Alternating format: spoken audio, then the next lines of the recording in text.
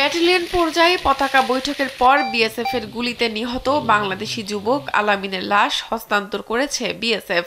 দীর্ঘ ২২ ঘণ্টা পর লাশটি হস্তান্তর করে বিএসএফ কর্মকর্তারা।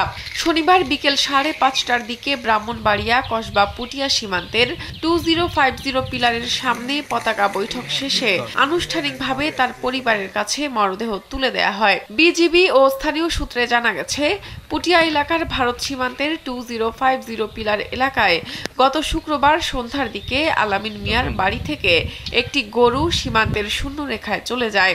এ সময় গরু আনতে সীমান্তের শূন্যরেখায় যায় আলামিন। তখন ভারতীয় বিএসএফ গুলি চালালে তিনি আহত হয়ে মাটিতে লুটিয়ে পড়েন।